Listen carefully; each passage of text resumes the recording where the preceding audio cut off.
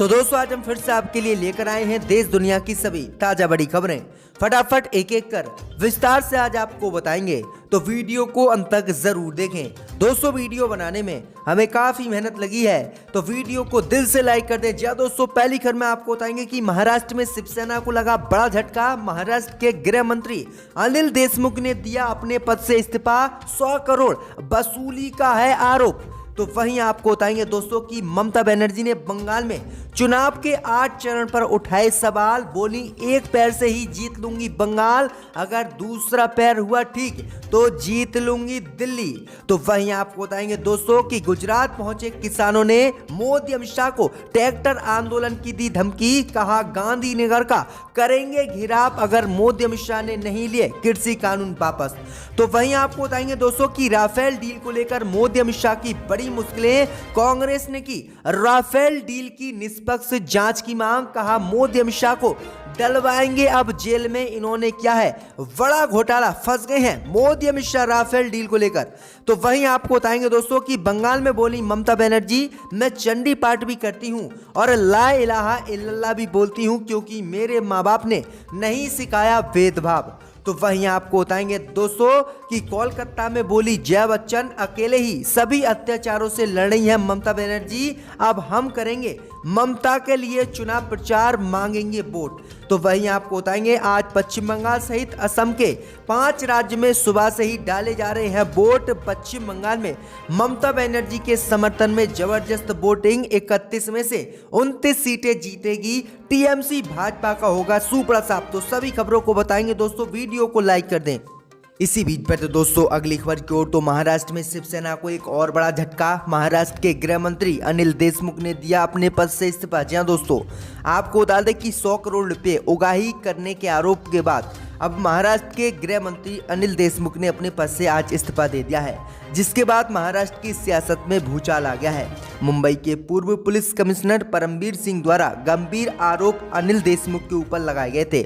उन पर आरोप लगाया गया था कि उन्होंने महाराष्ट्र के मुंबई से 100 करोड़ रुपए प्रति महीना पुलिस द्वारा उगाही करने का आदेश दिया था, जिसके बाद उन्हें अपने पद से आज इस्तीफा देना पड़ा है। उन्होंने मुख्यमंत्री उद्धव ठाकरे को अपने इस्तीफे सौंप दिए हैं, साथ ही ट्वीट कर खुद इसकी जानकारी दी है।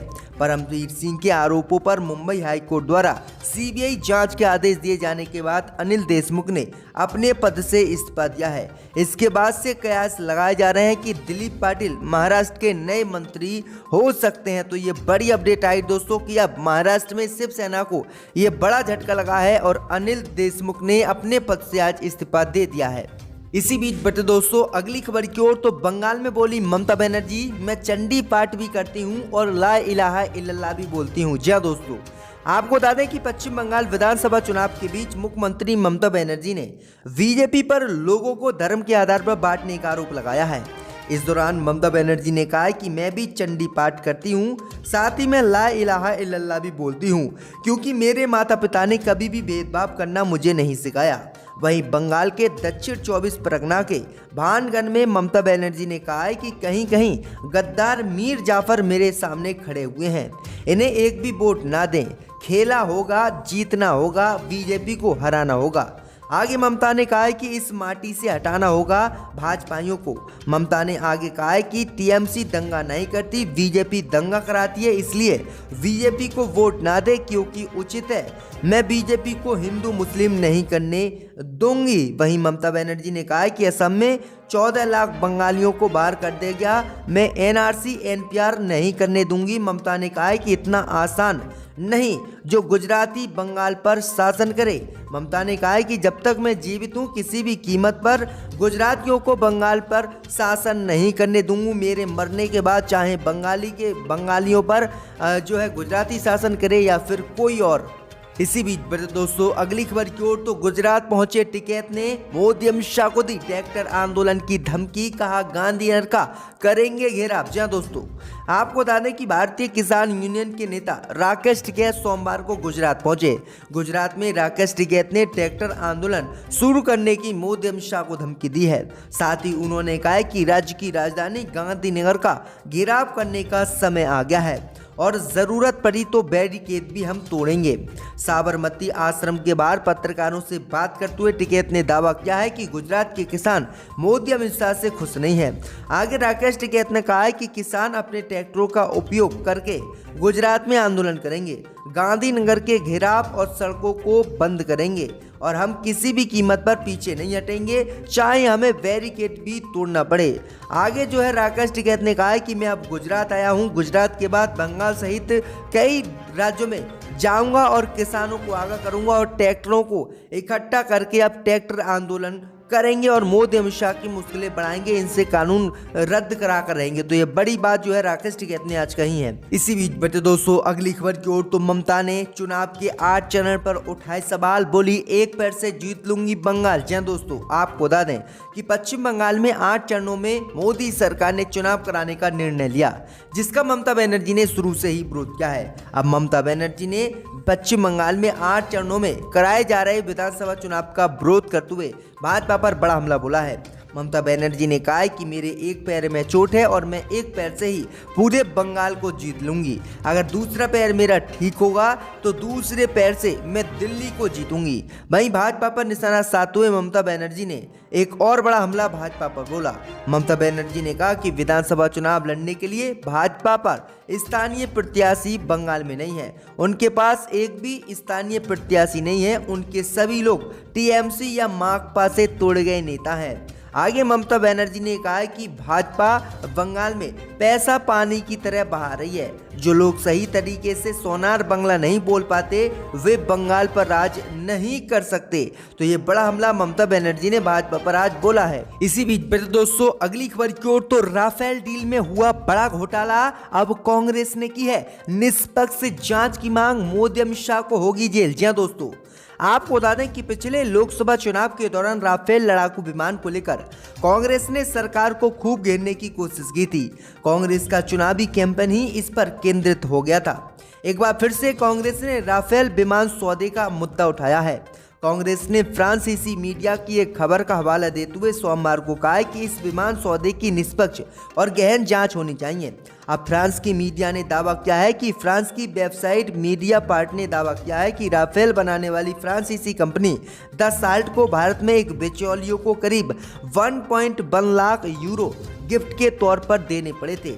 गौरतलब है कि 2016 में फ्रांस और भारत ने फ्रांसीसी रक्षा समूह दसाल्ट द्वारा किए गए 36 राफेल जेट लड़ाकू विमानों की खरीद के लिए 7.8 बिलियन यूरो की डील की थी।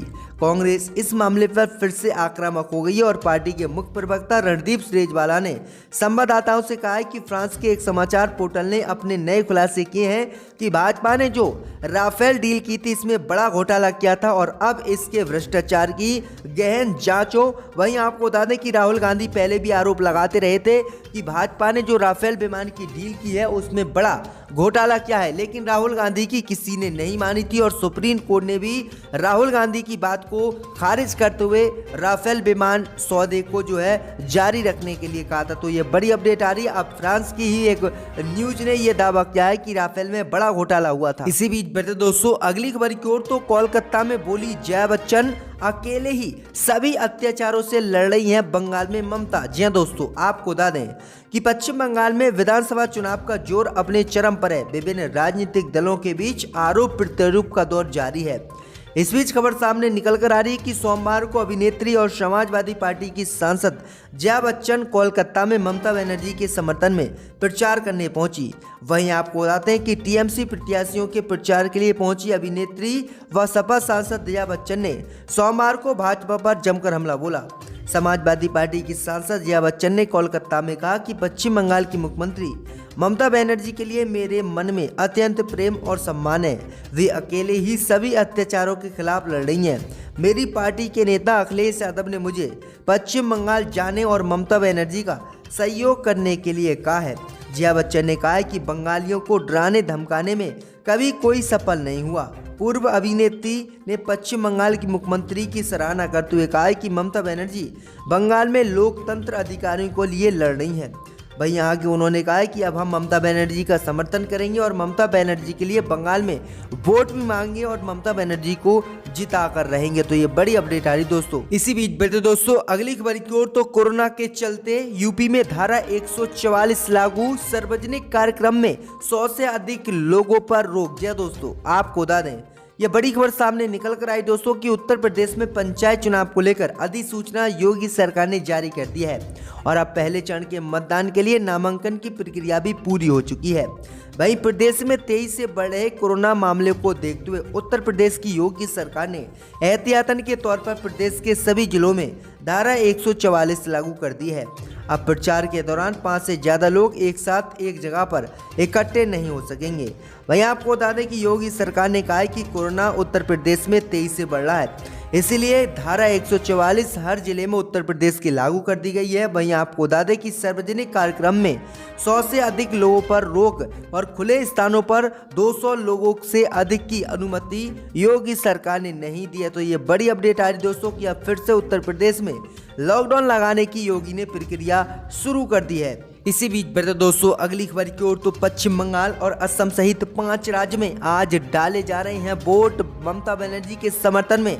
सुबह से ही बंगाल में जबरदस्त वोटिंग। जी दोस्तों, आपको बता दें कि बंगाल में टीएमसी के गढ़ माने जाने वाले 3 जिलों दक्षिण 24 परगना, हुगली और हावड़ा की 31 सीटों पर आज तीसरे चरण का मतदान शुरू हो गया है।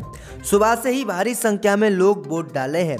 भैया आपको बता दें कि खबर सामने निकल कर आ रही ममता बनर्जी के समर्थन में जबरदस्त वोटिंग इन तीनों जिलों में हो रही है और यहां से उम्मीद जताई जा रही है कि 31 सीटों में से लगभग 29 सीटें ममता बनर्जी जीत सकती हैं और भाजपा को यहां पर बड़ा झटका लग सकता है। भाजपा को यहां पर एक आध सीट मिल सकती है। तो ये बड़ी अपडेट आई दोस्तों कि ममता बनर्जी के समर्थन में जबरदस्त वोटिंग बंगाल में सुबह से ही हो रही है।